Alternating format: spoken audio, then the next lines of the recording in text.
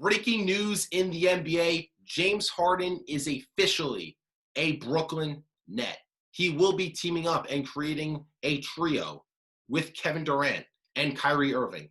The Brooklyn Nets now have the three best ISO scorers in the NBA. A few things I want to touch on this topic. Me personally, I love this trade. Sure, it's not as exciting throughout the playoffs because I think it's pretty safe to say we know who's coming out of the East, which will be the Brooklyn Nets. And we're pretty safe to say that the Los Angeles Lakers will come out of the West and we will have a Lakers-Nets matchup. The thing is, I believe this will be the best finals matchup we see in our lifetime, in a very long time, to say the least. This is exciting. Sure, the Lakers got better in the offseason, adding Dennis Schroeder, who was a tremendous upgrade, a second ball handler, exactly what they needed, a guy who could create his own shot, give you close to 20 points a game, play make a little bit. He's been awesome this year. Montrezl Harrell, a guy who could shoot the mid-range, play inside, play defense, just a tough-nosed guy who plays inside, both ends of the floor. Huge upgrade. But the Brooklyn Nets are legit. If you know me, if you've been following me, you know how high I've been on the Brooklyn Nets. I've been saying that they will have a slow start. They will start the season 8-7, which they're pretty much on pace to do that right now at 6-6. So right here, I'm on cue. And then I said they will coast through the Eastern Conference playoffs in 15 games or less. Well, that take looks like it's going to age pretty well, assuming health. The thing is, I think the Nets' struggle will actually last a little bit longer than I originally predicted. A couple reasons. Kyrie, nobody knows what's going on with him. He's been missing in action. He missed 4 straight games, and he's reportedly not going to be back for at least another week. From what I'm told, according to my sources, the Nets front office and Kyrie have been in touch. Has it been good or bad? That I am not sure of. But he will be back eventually. And when he does come back, this whole thing, and the biggest part of this, will be a chemistry experiment. There's only one basketball on the court, and only one guy could have the ball at the time. Only one guy could score the ball at the time. The Nets have the 3 best ISO scorers in the league. Kyrie is best when he has the ball in his hands. He's the best ball handler we've ever seen in the history of basketball. The way he could get to the rim, finish under the rim, finish in traffic, shoot the mid-range, stop on a dime and pull up, shoot from 3-point range, anywhere on the court. James Harden's a guy who averaged 34 a game last year and averaged 36 a game the year before.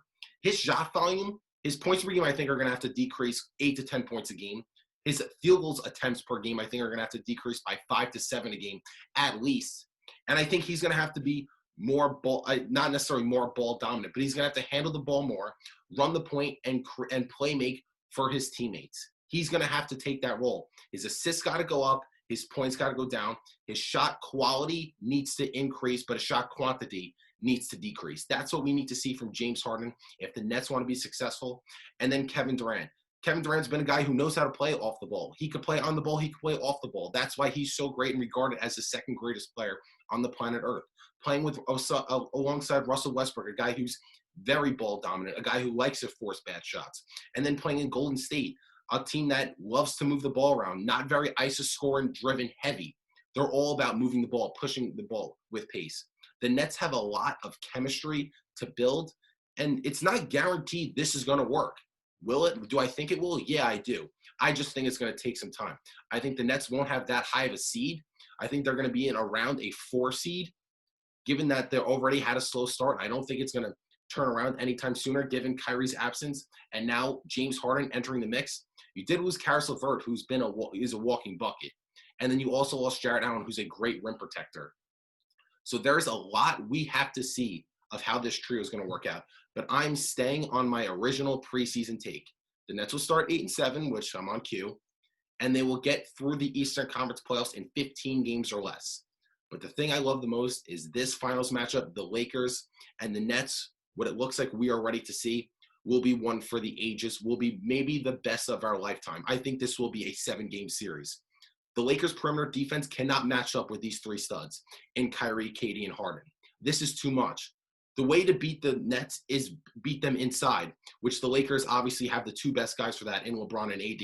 AD, the best big man in the league, the best half-court big man in the league. When he gets the ball at the AD getting the ball at the high post one-on-one is a walking bucket. The pick and roll with LeBron and AD is unguardable. LeBron attacking the rim, unstoppable. The Lakers have that. But how are the Lakers going to stop the Nets' 3-point shooting and scoring on the perimeter?